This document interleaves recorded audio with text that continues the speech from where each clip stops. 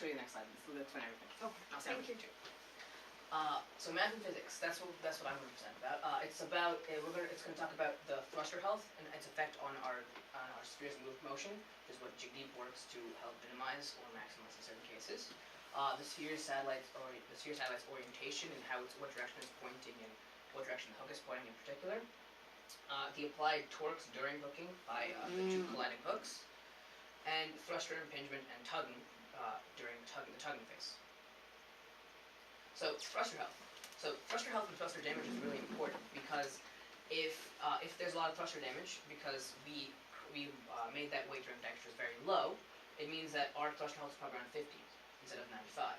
And thus, our maximum translational velocity and rotational velocities will be very low, and the maximum force we can apply with our thrusters will be much lower. And this means it takes more time for us to change the satellite's velocity, and so it takes more time for us to fix our movements, which means we have less precise movement, and it takes more time for us to get anywhere in a period, because we can't move as fast. A good animation to show this is that. So you see, the sphere with 95% health is much faster than the sphere with 50% health. See? Spins. And then during hooking, the hooking had a lot of components towards it. There's approaching the other sphere's position, which is relatively easy to do because we can directly call it using the ZR's API. We also have to adjust our orientation to face the other sphere because we cannot hook the other sphere if our hook is pointing this way and their hook is pointing this way, because that doesn't hook properly. So we went through multiple methods of rotation, such as rotation matrices, Quaternions, and Euler Angles, and I'll explain to you why we eventually chose Euler Angles over the other two.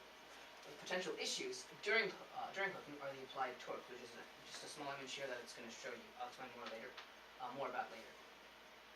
So rotation matrices. This is the first method of rotation that we chose, to try, mainly because it's something we were familiar with, and when you're coding for a video game, graphics for a video game or something like that, this is something that you might use because it's relatively simple. If you understand matrix multiplication, you take the axis of rotation, the matrix function for this axis, and multiply it by your position vector, and you do this for every single position and every single angle, and you get your new positions. It's very easy to do multiple rotations as a result because you can just plug into this function. However, the problem with this is, as Sunny mentioned, we have a limited amount of code space, and cosines and sines are very heavy in code space. It also means that we have to use the relative position of our hook to the sphere center, which means we have to define a new position, which can also become complicated because we have a new vector that we have to manage. Another method is Quaternions, and I'm smiling because it's a relatively complicated process to understand. It's in essence taking a 3D projection of a 4D space, and this is a 4D vector space, unit vector space, so that when you take the 3D projection, you're not flying, and instead you stay in a single point. This allows easy use of multiple rotations because of how this rotation system is defined, but there's a lot of math required to define each of these vectors, and the entire concept of taking a 3D projection of a 4D vector space makes it too complex for our use with the ZR API, though in practical use this would probably be most applicable, as it is often most used, and it's very easy to use because there's no trigonometry required, and it's just simple computation. What we eventually chose to use is Euler Angles, which is an unusual choice, but it's something that was made very easy through the ZR API, as it only has one main issue, which they work to fix. Euler Angles define a rotation around each of the individual axes, which is called roll, pitch, and mirror respectively, which if you fly planes or more likely to play video games, you have an experience with. The main problem with this kind of rotation, as displayed here, is if these two rotational planes overlap, then the system becomes unstable because you can't really differentiate between them. However, the ZR API works to fix this, and so there's not much issue in practical use for us. And that's why this is the easiest for us to choose and to work with. Hooking, another issue is applied torque, and I'll use these hooks here to display this. The torque vector is defined as force cross radius, which is in essence meaning that the magnitude of the torque vector is FR sine theta. So that theta refers to the angle of collision. So can you hold this for a second? Thanks. So if your hooks, Just So if your hooks collide in this way, the angle of collision is very high, and thus the torque that you're creating is very high, and it can cause the other sphere to spin. And that's something that we don't want, because we only want the other target sphere to have a translational velocity, and not a rotational velocity. Thus, you pull back and minimize the angle of collision.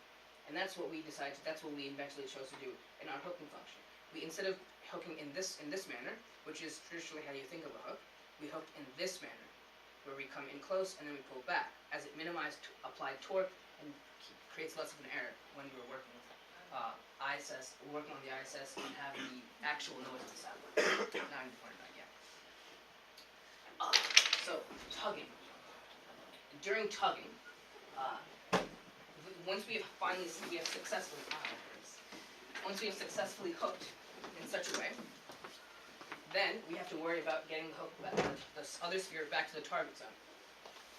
Doing so requires us to essentially exert a force towards the target zone, as you might intuitively understand.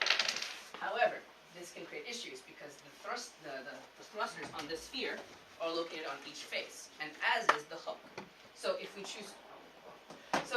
hook in this way, in this manner, the thrusters that we apply and the force that we apply is directly applied to the target sphere as well. And so while we push forwards, we push the other sphere backwards, and thus we can reduce our overall force to about 30% of what it would otherwise be.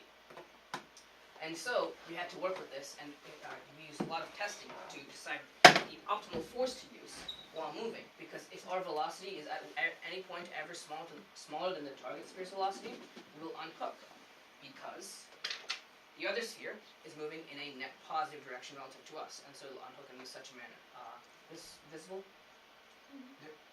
It'll move in a net positive manner, and the spheres will generally unhook. And thus, we need to apply a correct torque, a correct force, which required lots of testing through the use of something that you'll see later. And this is what you'll see later.